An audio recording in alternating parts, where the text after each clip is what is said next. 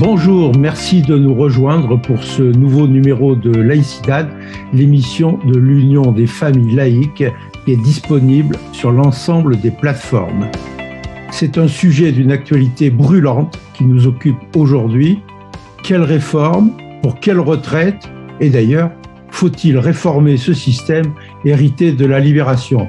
Pour aborder cette question et en examiner les enjeux, nous recevons Olivier Nobile. Il est le délégué national aux questions sociales et familiales de l'UFAL. Il est par ailleurs cadre dirigeant du régime général de sécurité sociale, enseignant à Sciences Po Strasbourg et auteur de l'ouvrage « Pour en finir avec le trou de la Sécu » qui est paru aux éditions Éric Jamet. Olivier Nobile, bonjour. Bonjour. Alors, faut-il réformer notre système de retraite? Est-il réellement en danger? Déjà, il faudrait s'entendre sur le terme de réforme. Qu'entendons-nous par réforme? Est-ce qu'il s'agit d'améliorer ou au contraire de faire régresser ce système? Parce que concrètement, le terme de réforme a été totalement dévoyé depuis au moins une quarantaine d'années. Chaque fois que l'on parle de réforme, c'est pour une remise en question de notre système. Et donc, le terme, là, aujourd'hui, est devenu impropre et on ne peut plus l'utiliser. Par contre, il y aurait d'autres manières d'envisager les réformes dans un sens d'amélioration des petites pensions, de prise en compte éventuellement d'autres périodes d'activité qui aujourd'hui ne donnent pas lieu à valorisation de droits à retraite. Je pense aux périodes d'études, bien évidemment de réduire l'âge de départ, le cas échéant, ou encore l'amélioration des retraites féminines. Tout cela, ce sont effectivement des continents complètement inconnus de la part des réformateurs qui en réalité sont des contre-réformateurs. Il faut vraiment parler d'une contre-réforme des retraites qui a été initiée à partir des années 90, il faut le dire tel quel, et qui consiste en réalité à détricoter progressivement, par petits bouts, un système qui a été patiemment construit et qui a amené quand même à doter la France du meilleur système de retraite du monde.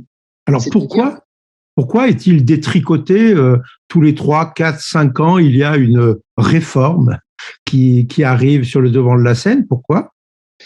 Il faut faire un peu d'histoire. Il faut revenir donc à 1945, quand le régime général de sécurité sociale est créé, on crée parallèlement un système de retraite par répartition qui appartient au régime général. Ça, c'est en 45. Alors, ça ne s'est pas fait simplement, ça s'est fait aussi dans la douleur. Néanmoins, effectivement, on crée un système de retraite par répartition pour la première fois intégré donc au régime général et qui va en réalité calculer la retraite sur les meilleurs salaires d'activité, faisant de la retraite une véritable continuation de l'activité salariée. Ça, le patronat ne le supporte pas et il met très peu de temps à réagir. En 1947, c'est-à-dire 2 ans après la création du régime général, il crée un système de retraite complémentaire qui existe toujours. C'est la fameuse Agirc-Arrco, qui est un laboratoire d'une contre-réforme qui vise précisément à concurrencer le régime général.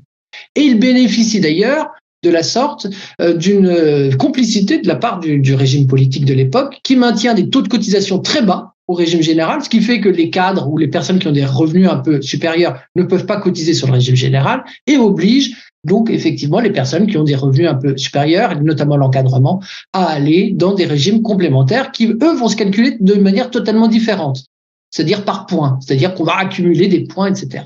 Il faut bien comprendre que déjà, dès l'origine, il y avait 2 projets qui étaient à l'œuvre. Un projet qui consistait à faire dans la lignée de ce que souhaitait faire le père fondateur de la sécurité sociale, c'est-à-dire la CGT et Ambroise Croizat, le Premier ministre des Affaires sociales, de créer une retraite comme continuation du salaire, véritablement faire des retraités, je dirais, des salariés finalement à vie, et d'un autre côté, des personnes qui souhaitaient envisager, notamment en particulier le patronat et les hauts fonctionnaires, qui envisageaient faire de la retraite simplement une accumulation, un salaire pour le coup différé, c'est-à-dire une petite épargne que l'on ferait. Ce projet-là a coexisté de telle sorte qu'aujourd'hui, d'ailleurs, nous avons toujours un système à 2 étages, un système de base, voilà, et un système complémentaire obligatoire, l'Agirc-Arrco.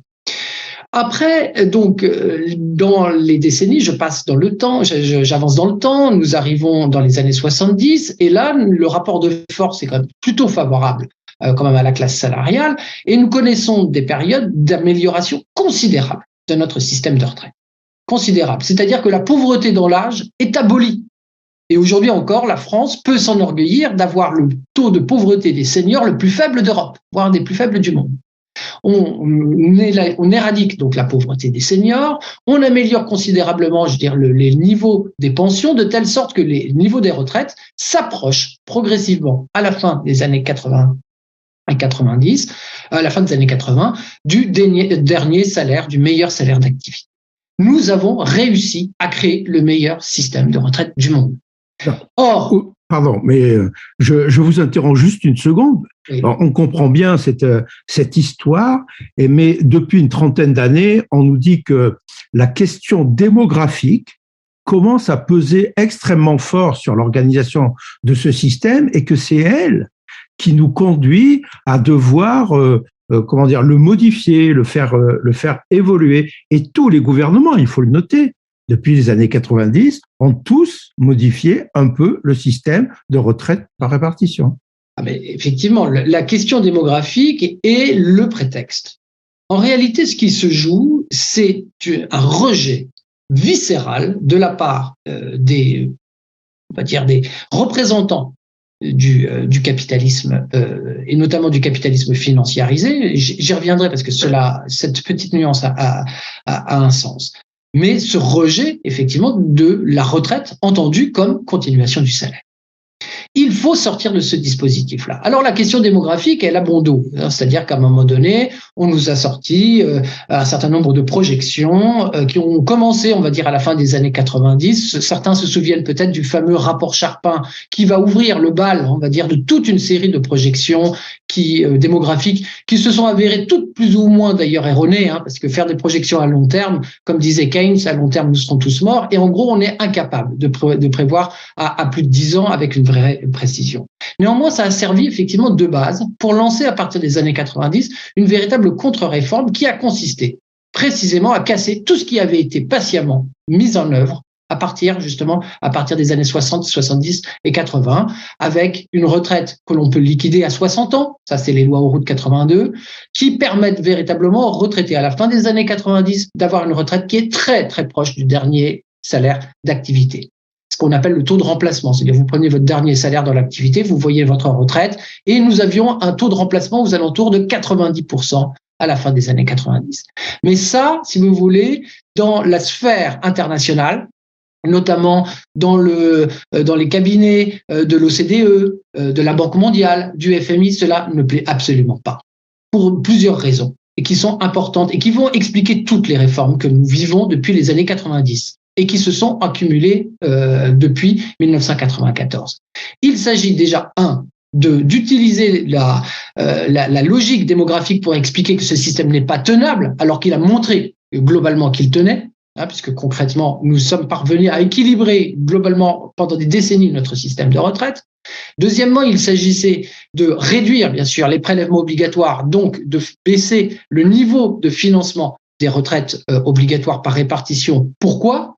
Pour nourrir un marché extrêmement juteux que promeut précisément le FMI, la Banque mondiale, l'OCDE, l'Union européenne, c'est-à-dire le marché de la prévoyance et de la retraite complémentaire financiarisée, c'est-à-dire par capitalisation. L'enjeu, il faut comprendre, c'est 14 points de produit intérieur brut aujourd'hui. 14 points de produit intérieur brut, c'est une somme colossale. Et il faut bien comprendre que les retraites sont un moyen qui est clairement identifié par le capitalisme transnational financiarisé comme étant l'un des moyens de capter le plus massivement l'épargne pour pouvoir le placer sur les marchés financiers. Donc, la question de la démographie sert, si je vous ai bien suivi, de prétexte pour avancer ces changements répétés dans le temps. Il est une autre critique qui est faite à notre système de retraite, c'est que justement, ce n'est pas un système de retraite, mais des systèmes de retraite avec des régimes particuliers parfois, et que donc l'absence d'universalité joue contre ce système. Est-ce que c'est votre point de vue ? Alors, moi, c'est absolument pas mon point de vue, mais je reviens juste sur le point de la question démographique pour vous donner quand même un point quand même de réflexion qui est quand même, à mon avis, essentiel. Effectivement, nous avons depuis les années 90 et singulièrement les années 2000, une dégradation du rapport entre le nombre de cotisants et le nombre de retraités. Ça, c'est lié à des éléments que l'on connaît, qui sont plutôt des éléments heureux, c'est-à-dire grosso modo l'amélioration de l'espérance de vie en bonne santé, même si celle-ci se tasse d'ailleurs. C'est bien sûr l'arrivée massive des générations du baby-boom à la retraite, tandis qu'effectivement les générations qui aujourd'hui cotisantes sont plus faibles en proportion par rapport au nombre de retraités. Oui, mais cela occulte énormément d'autres paramètres. On oublie systématiquement la problématique effectivement des flux migratoires. Ça, c'est des choses qui sont tabous, je veux dire, dans notre pays, mais qui contribuent potentiellement à améliorer aussi le nombre d'actifs en emploi. Et on oublie également que c'est pas le tout d'avoir un nombre de cotisants, mais il y a quand même ce qui est encore mieux, c'est d'avoir des personnes qui sont en âge de travailler et qui travaillent, et donc ils ne sont pas au chômage. Donc, c'est-à-dire que voilà, concrètement, l'enjeu, c'est également la réduction du chômage pour permettre d'améliorer, je dirais, le financement du système. On oublie aussi que l'amélioration des salaires et la progression des salaires permet de faire entrer des rentrées de cotisations supplémentaires. Et surtout, on oublie une chose fondamentale, c'est la productivité du travail. Nous produisons aujourd'hui 3 fois plus de richesses qu'au début, je dirais, des années 80, tandis qu'effectivement, la population n'a pas progressé dans des proportions équivalentes. Et je vais vous donner un chiffre pour bien faire comprendre cela. En 1960, nous avions 12 fois plus d'agriculteurs qu'aujourd'hui. La population française a été multipliée par 2. Nous devrions aujourd'hui être contraints à la famine dans notre pays.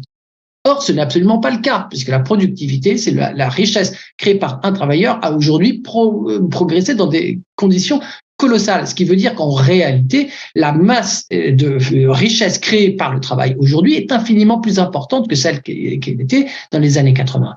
Ce qui veut bien dire qu'effectivement, la question des retraites reste d'une manière ou d'une autre une question effectivement de répartition de la richesse créée par le travail, aujourd'hui, comme hier et comme demain.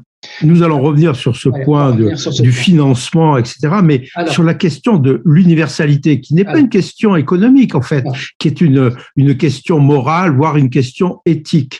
Faut-il tendre vers un système qui serait universel? C'était d'ailleurs l'argument du président Macron lors de sa première élection. Il souhaitait établir un système universel à point, disait-il. Alors, ça, c'est vraiment une question vraiment intéressante, un peu complexe, mais je vais essayer de la simplifier au maximum. Le premier obstacle à l'universalité de notre système de retraite, ça a été le contre-projet patronal de 1947. Ne l'oublions pas. En 1945, tous les régimes devaient s'intégrer dans le régime général. Alors vous allez me dire, oui, mais il y a des régimes spéciaux, notamment de la RATP, de la SNCF, etc.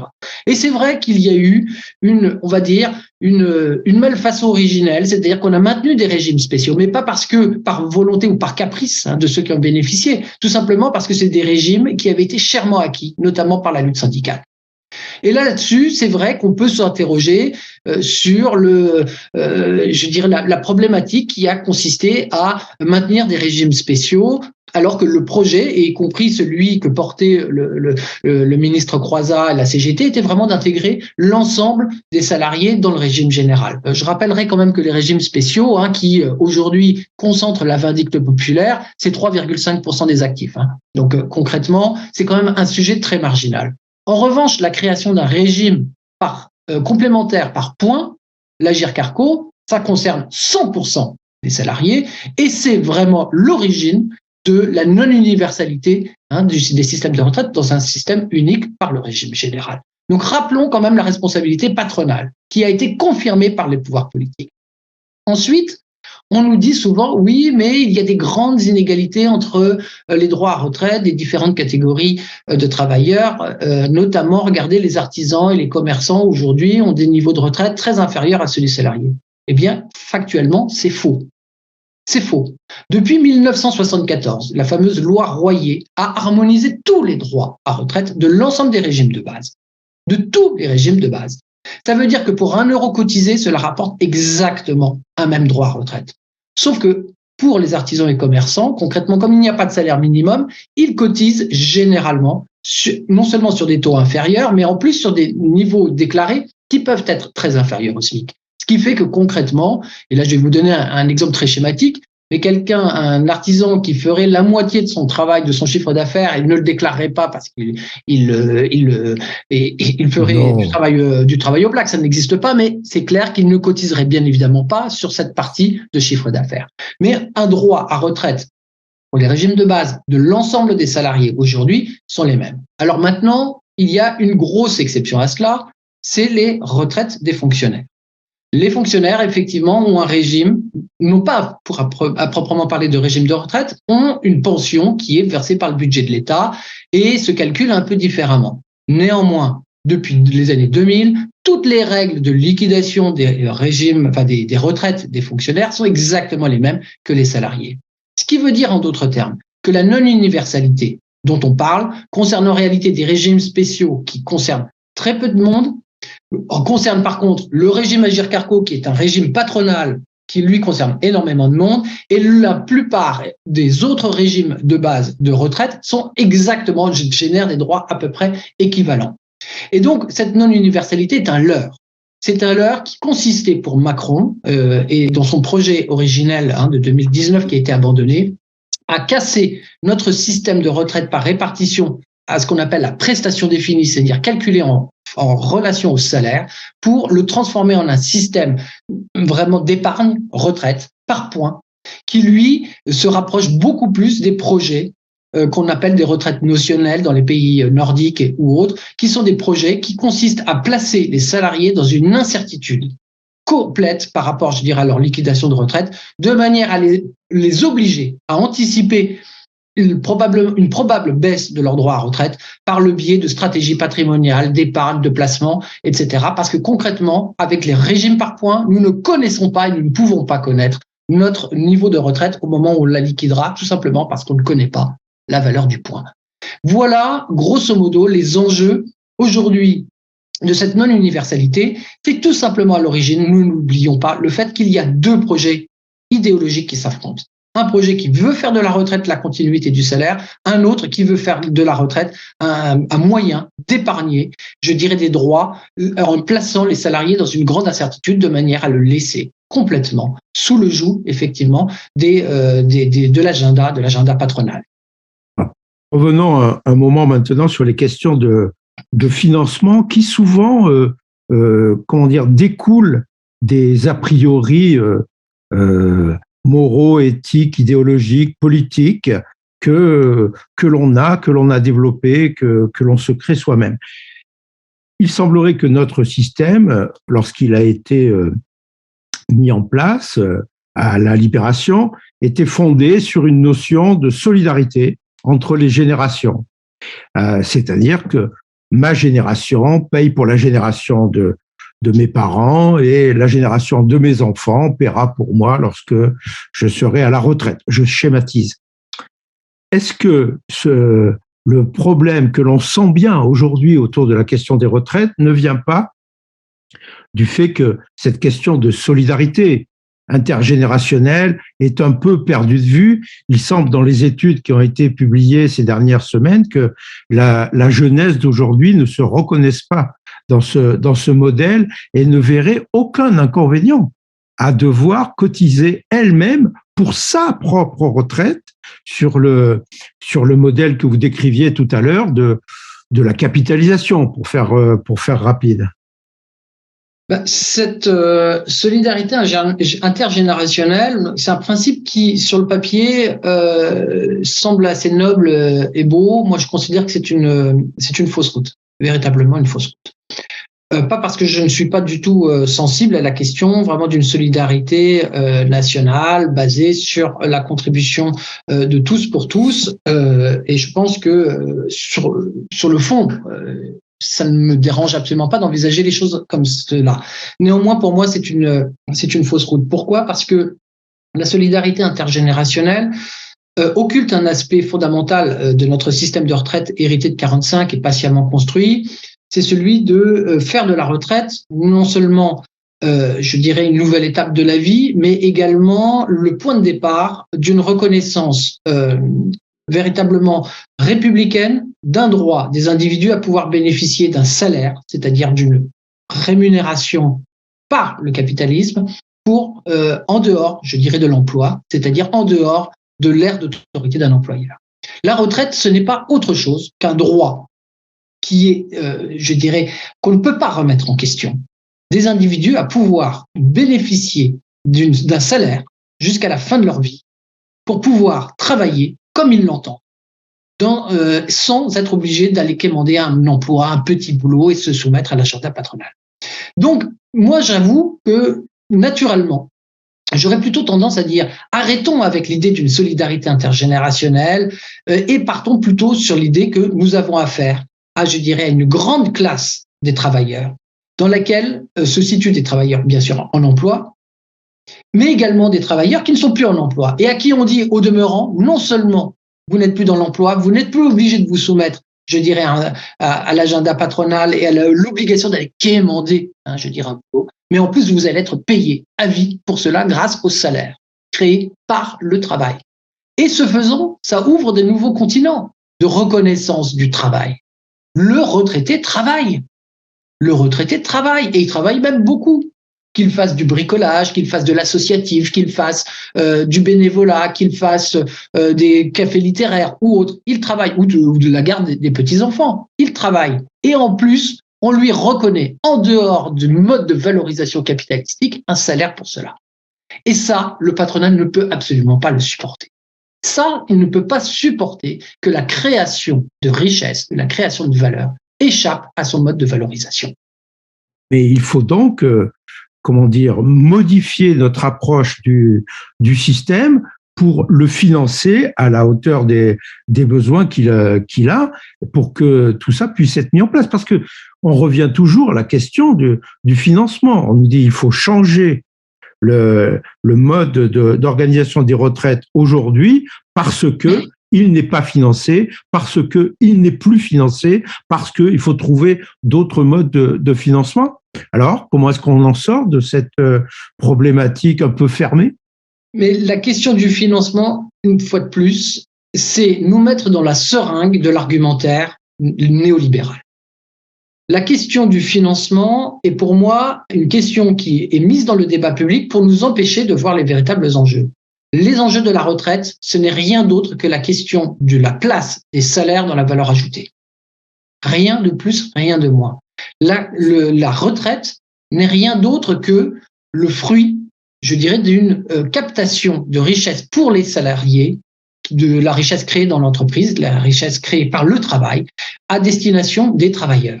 Les retraités sont des travailleurs, donc ils perçoivent un salaire. Donc la question qui se pose, c'est simplement sur les 100 € de valeur ajoutée, c'est-à-dire de richesse créée dans l'entreprise, ou les 100 € de produit intérieur brut, si vous voulez. Quelle est la place qui revient au salaire et qui revient au capital? Et cette question-là, elle est centrale. Et elle nous permet d'éviter d'ériger, je dirais, les retraités face aux travailleurs actifs qui seraient l'un dépendant de l'autre, etc. Non, tout le monde fait partie de la même masse, je dirais, de la classe salariale, c'est-à-dire de cette classe politiquement constituée des travailleurs.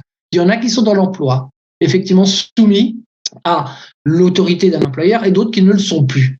Et la question qui se pose, c'est d'arrêter d'ériger, je veux dire, des frontières entre ces deux catégories. Les retraités sont solidaires, bien sûr, du monde du travail et inversement. Cela s'est traduit d'ailleurs historiquement par le fait que, jusque dans les années 80, les retraites étaient indexées sur l'augmentation des salaires. C'était pas un hasard, cela. C'est qu'on considérait que les retraités participaient de la même classe sociale constituée par les travailleurs. Et donc, quand on envisage plus la question du financement autrement que sur la question de la place, de la part des salaires dans la valeur ajoutée, eh bien là, on comprend effectivement l'enjeu qui se joue. Parce que l'enjeu qui se joue, c'est bien évidemment le niveau de rémunération des travailleurs, le niveau de cotisation sociale que l'on est prêt à imposer, je dirais, au patronat, et notamment de cotisation patronale, et notamment, cela pose la question fondamentale de la contribution, je dirais, des employeurs, je dirais, au financement d'un temps de travail qui n'est plus soumis, je dirais, à leur autorité. Et c'est là qu'on en arrive Aux enjeux essentiels. Si on veut revenir très basiquement sur la question du financement, c'est aujourd'hui les 70 milliards d'euros d'exonération de cotisations patronales annuelles, les plus de 100 ou 110 ou 150 milliards d'euros d'aide aux entreprises. Non, 201 milliards d'euros. Oui, puisque ça représente 8% du PIB et il semblerait que ce soit quand même le premier budget de l'État. Exactement. Mais prenons rien que les 70 milliards d'euros d'exonération de cotisations patronales. Qu'est-ce que c'est si ce n'est une réduction massive des salaires? Pas des salaires directs, des salaires indirects. Les cotisations sociales sont du salaire indirect des travailleurs. Quand on réduit les charges, comme on dit, les charges, ce n'est rien d'autre que du salaire socialisé et non pas différé. Je précise qu'il y a une différence de notion entre ces deux aspects. Mais de salaire socialisé, c'est-à-dire que le salaire a également un pot commun qui sert notamment aux retraites, mais pas que, aux allocations familiales, à la maladie, etc. Et là, nous en arrivons clairement à la question de la rémunération du salarié, non pas simplement dans l'emploi, mais également dans ces périodes où il est hors emploi. Et la retraite, c'est le meilleur exemple. Alors, Olivier Nobile, nous nous approchons de la fin de notre entretien. Vous abordiez la question des retraites sous l'angle du rapport de force politique, puisque la politique, c'est quand même un rapport de force au-delà des questions de coopération. Comment est-ce que vous envisagez l'évolution de la situation? Le rapport de force n'est clairement pas favorable aux salariés. Il n'est pas favorable aux salariés, c'est le moins qu'on puisse dire. Néanmoins, le domaine des retraites, et là il y a un petit miracle qui quand même n'échappe à personne, c'est que ça fait très très très longtemps que nous n'avons pas obtenu, je dirais, une unité syndicale et politique, en tout cas à gauche, on va dire, aussi marquée. Il faut dire que les retraites, c'est quand même le sujet sur lequel les syndicats sont encore capables aujourd'hui de faire reculer le gouvernement. Et on a tous 1995 en tête. Au début, vous m'avez posé la question pourquoi une réforme tous les 5 ans? Tout simplement parce que faire une grosse réforme qui est celle qui en fait est choisie, ça a été tenté en 1995 par Alain Juppé et on a vu que les grandes manifestations, les grandes grèves ont été capables de faire reculer le gouvernement. C'est pour ça que le gouvernement utilise aujourd'hui la technique de la grenouille ébouillantée, c'est-à-dire qu'on le fait par petits feux, donc on augmente progressivement de manière à éviter d'obtenir une opposition syndicale beaucoup trop forte et surtout unitaire. Et là, nous obtenons une réponse syndicale unitaire pour la première fois, qui n'était pas le cas pour la précédente réforme Macron, qui, je le rappelle, était pour moi, à mes yeux, beaucoup plus dangereuse parce qu'elle cassait toute la dynamique des retraites créées en 1945. Et il faut rappeler que la CFDT la soutenait. Donc, ce qui veut bien dire que le rapport de force était très peu favorable. Là, nous avons affaire à une réforme qui, dans toutes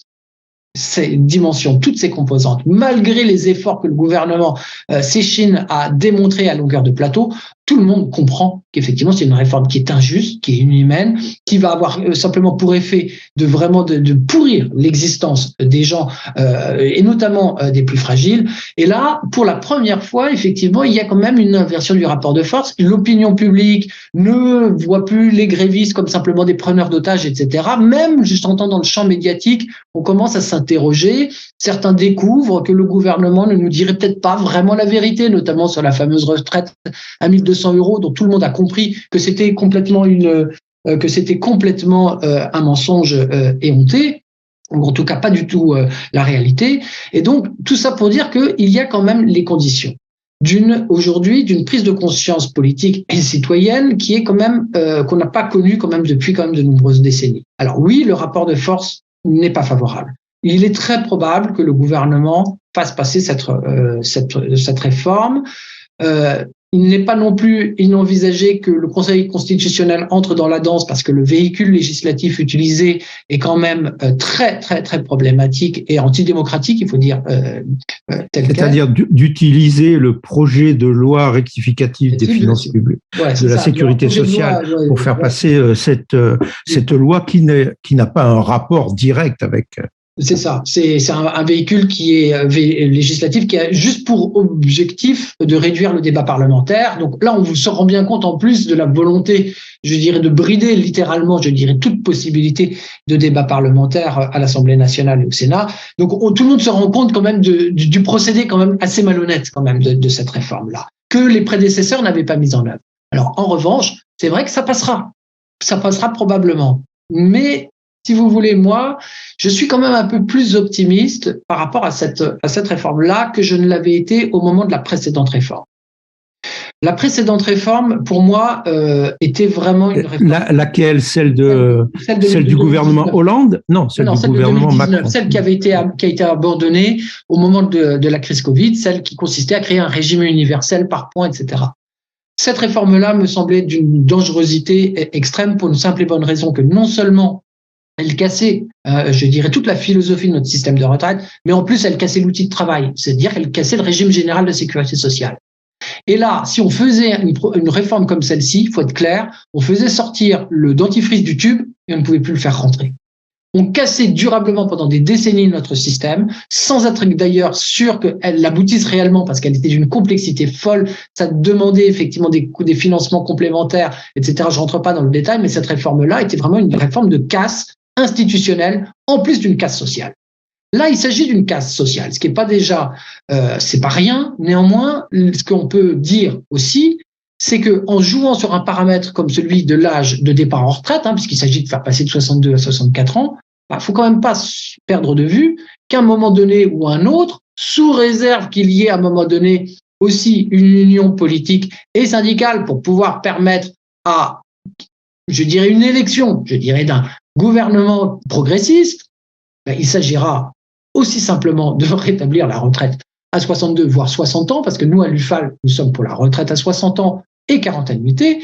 Et ça, il s'agit vraiment de mesures qui pourront être mises en œuvre très rapidement, sous réserve, bien sûr, que le rapport de force politique s'inverse et qu'on arrête effectivement avec cette course en avant néolibérale qui consiste à mettre au pouvoir des personnes qui sont ni plus ni moins que les nervis de la finance internationale, comme c'est le cas de ce gouvernement actuel. Une question de détail sur un point que vous venez d'évoquer, l'âge de départ à la retraite et le nombre de trimestres cotisés nécessaires.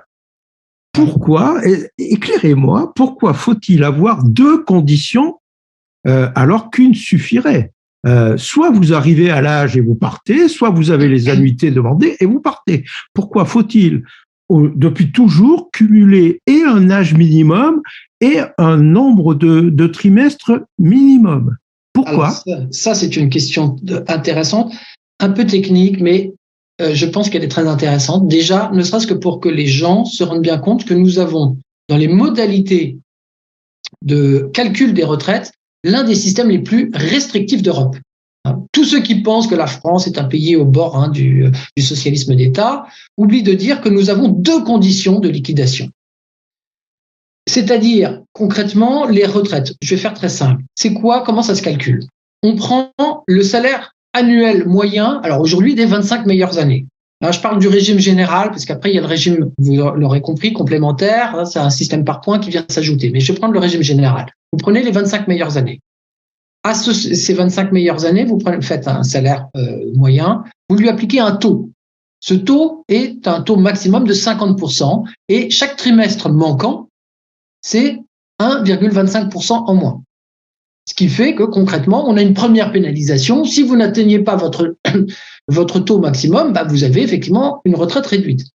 Mais ça, le taux, si vous atteignez un âge limite, plafond, qui est fixé à 67 ans, vous obtenez automatiquement un taux à 50%. Alors là, on pourrait se dire, au moins, c'est tranquille.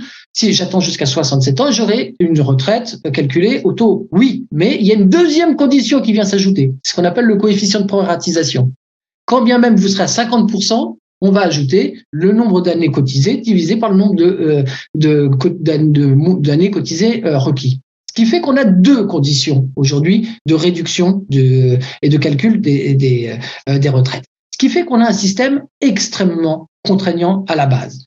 Même en atteignant l'âge limite de 67 ans, vous savez très bien que votre carrière incomplète, de toute façon, va vous pénaliser. Ce qui va pénaliser, bien évidemment, essentiellement d'ailleurs les femmes, qui souvent sont les plus soumises, je dirais, à des carrières incomplètes, malgré des modalités, de compensation par des trimestres pour la maternité ou autres, qui d'ailleurs sont littéralement insuffisants et qui, par parenthèse, je rappelle que ne sont pas les mêmes pour le coup dans le privé et dans le public, et sont plus défavorables, où ça?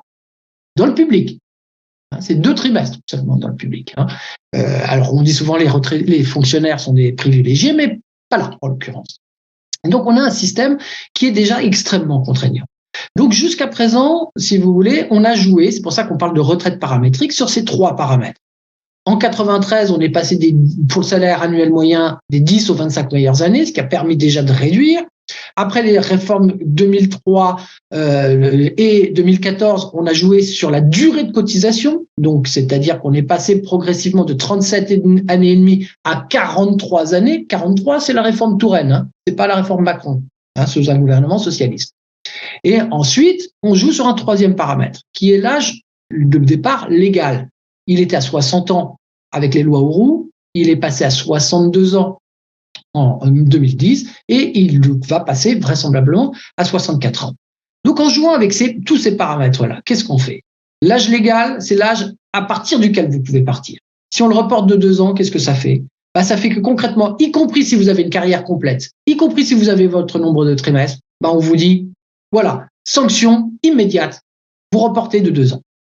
La durée de cotisation, c'est beaucoup plus pernicieux. Là, on ne vous interdit pas de prendre votre retraite à l'âge que vous voulez. On vous dit, mais vous la prendrez certes, mais vous allez avoir non seulement une très forte décote, donc ça c'est sur le paramètre taux, et en plus, vous aurez une carrière incomplète, donc la proratisation de votre retraite sera quand même très défavorable. Ce qui fait que concrètement, cela se traduit par quoi? Par une diminution importante de la pension de retraite pour les salariés qui auraient essentiellement des carrières incomplètes. Et dernier point, encore plus, je dirais, problématique, c'est que pour les personnes qui avaient une carrière complète, qui arrivaient à 62 ans, jusqu'à présent, et qui avaient leur nombre de trimestres requis, avaient la possibilité d'avoir une surcote, c'est-à-dire de valoriser les trimestres supplémentaires, ce qui permettait d'augmenter la retraite. Et bien là, en disant cela, à 62 à 64 ans, les personnes qui avaient une carrière complète à 62 ans et qui pouvaient espérer avoir une surcote, et ben là, on leur dit, c'est terminé. Vous n'aurez plus rien. Donc tout ça, c'est quoi? L'idée, c'est de créer un choc à la baisse des retraites par répartition pour obliger, contraindre notamment les salariés les plus aisés et ceux qui en ont les moyens à contracter massivement des solutions d'épargne retraite de leur vivant. Parce que c'est ça l'objectif fondamental qu'il y a derrière ces réformes.